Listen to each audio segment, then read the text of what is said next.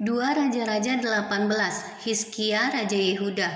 Maka dalam tahun ketiga zaman Hosea bin Ela Raja Israel, Hizkia anak Ahaz Raja Yehuda menjadi raja. Ia berumur 25 tahun pada waktu ia menjadi raja, dan 29 tahun lamanya ia memerintah di Yerusalem. Nama ibunya ialah Abi anak Zakaria. Ia melakukan apa yang benar di mata Tuhan, tepat seperti yang dilakukan Daud bapa leluhurnya. Dialah yang menjauhkan bukit-bukit pengorbanan dan yang meremukkan tugu-tugu berhala dan yang menebang tiang-tiang berhala dan yang menghancurkan ular tembaga yang dibuat Musa, sebab sampai pada masa itu orang Israel memang masih membakar korban bagi ular itu yang namanya disebut Nehustan. Ia percaya kepada Tuhan Allah Israel, dan di antara semua raja-raja Yehuda, baik yang sesudah dia maupun yang sebelumnya, tidak ada lagi yang sama seperti dia. Ia berpaut kepada Tuhan, tidak menyimpang daripada mengikuti dia, dan ia berpegang pada perintah-perintah Tuhan yang telah diperintahkannya kepada Musa. Maka Tuhan menyertai dia kemanapun juga ia pergi berperang. Ia beruntung, ia memberontak kepada Raja Asyur dan tidak lagi takluk kepadanya. Dialah yang mengalahkan orang Filistin sampai ke Gaza dan memusnahkan daerahnya, baik menara penjagaan maupun kota-kota yang berkubu. Dalam tahun keempat zaman Raja Hizkia, itulah tahun ketujuh zaman Hosea bin Ela Raja Israel, majulah Salmaneser Raja Asyur menyerang Samaria dan mengepungnya. Direbutlah itu sesudah lewat 3 tahun, dalam tahun ke-6 zaman Hizkia. Itulah tahun ke-9 zaman Hosea Raja Israel, direbutlah Samaria. Raja Asyur mengangkut orang Israel ke dalam pembuangan ke Asyur dan menempatkan mereka di Halah pada sungai Habor, yakni sungai negeri Gozan, dan di kota-kota orang Madai. Oleh karena mereka tidak mau mendengarkan suara Tuhan Allah mereka dan melanggar perjanjiannya, yakni segala yang diperintahkan oleh Musa hamba Tuhan, mereka tidak mau mendengarkannya dan tidak mau melakukannya. Yerusalem dikepung oleh Sanherib. Dalam tahun ke-14 zaman Raja Hizkia, majulah Sanherib Raja Asyur menyerang segala kota berkubu negeri Yehuda, lalu merebutnya. Hizkia Raja Yehuda mengutus orang kepada Raja Asyur di Lakis dengan pesan, "Aku telah berbuat dosa, undurlah daripadaku, apapun yang kau bebankan kepadaku akan kupikul." Kemudian Raja Asyur membebankan kepada Hizkia Raja Yehuda 300 talenta perak dan 30 talenta emas. Hizkia memberikan segala perak yang terdapat dalam rumah Tuhan dan dalam perbendaharaan istana raja. Pada waktu itu Hizkia mengerat emas dari pintu-pintu dan dari jenang-jenang pintu bait Tuhan yang telah dilapis oleh Hizkia Raja Yehuda. Diberikannya semuanya kepada Raja Asyur.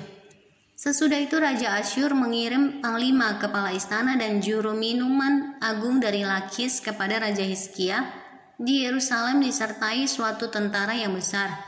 Mereka maju dan sampai ke Yerusalem. Setelah mereka maju dan sampai di situ, mereka mengambil tempat dekat saluran kolam atas yang di jalan teraja pada padang tukang penatu. Dan ketika mereka memanggil-manggil kepada raja, keluarlah mendapatkan mereka Eliakim bin Hilkiah, kepala istana, dan Sebna, panitera negara, serta Yoah bin Asaf, bendahara negara. Lalu berkatalah juru minuman agung kepada mereka, "Baiklah, katakan kepada Hizkia, beginilah kata Raja Agung Raja Asyur, kepercayaan macam apakah yang kau pegang ini? Kau kira bahwa hanya ucapan bibir saja dapat merupakan siasat dan kekuatan untuk perang?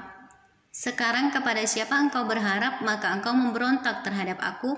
Sesungguhnya engkau berharap kepada tungkat bambu yang patah terkulai itu, yaitu Mesir, yang akan menusuk dan menembus tangan orang yang bertopang kepadanya. Begitulah keadaan Firaun Raja Mesir bagi semua orang yang berharap kepadanya. Dan apabila kamu berkata kepadaku, kami berharap kepada Tuhan Allah kami, bukankah dia itu yang bukit-bukit pengorbanannya dan mesbah-mesbahnya telah dijauhkan oleh Hizkia, sambil berkata kepada Yehuda dan Yerusalem, di depan mesbah yang di Yerusalem inilah kamu harus sujud menyembah. Maka sekarang baiklah, bertaruh dengan tuanku Raja Asyur. Aku akan memberikan 2000 ekor kuda kepadamu jika engkau sanggup memberikan dari pihakmu orang-orang yang mengendarainya. Bagaimanakah mungkin engkau memukul mundur satu orang perwira tuanku yang paling kecil, padahal engkau berharap kepada Mesir dalam hal kereta dan orang-orang berkuda? Sekarang pun adakah di luar kehendak Tuhan aku maju melawan tempat ini untuk memusnahkannya? Tuhan telah berfirman kepadaku, majulah menyerang negeri itu dan musnahkanlah itu. Lalu berkatalah Eliakim bin Hilkiah, Sebna dan Yoah kepada juru minuman agung, silakan berbicara dalam bahasa Aram kepada hamba-hambamu ini, sebab kami mengerti, tetapi janganlah berbicara dengan kami dalam bahasa Yehuda sambil didengar oleh rakyat yang ada di atas tembok.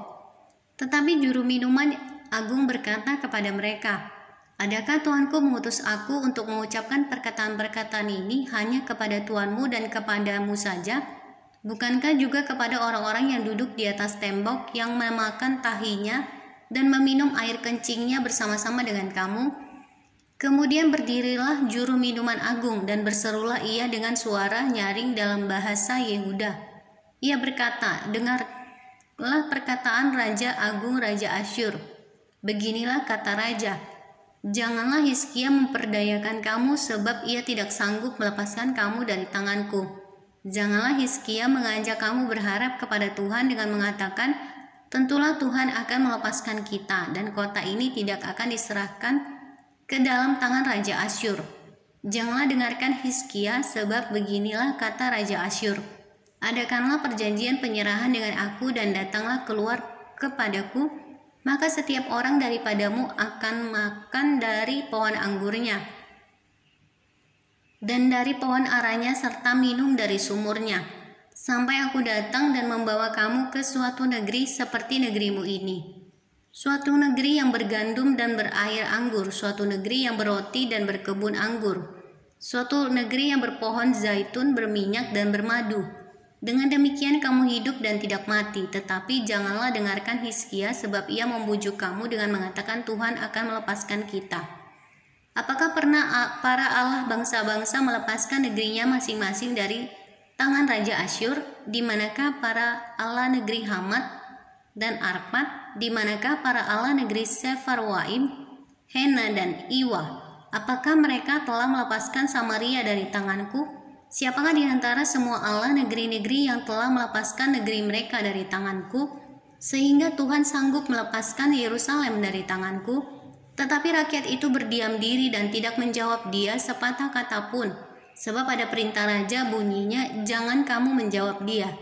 Kemudian pergilah Eliakim bin Hilkiah, kepala istana, dan Sebna, panitera negara, dan Yoab bin Asaf, bendahara negara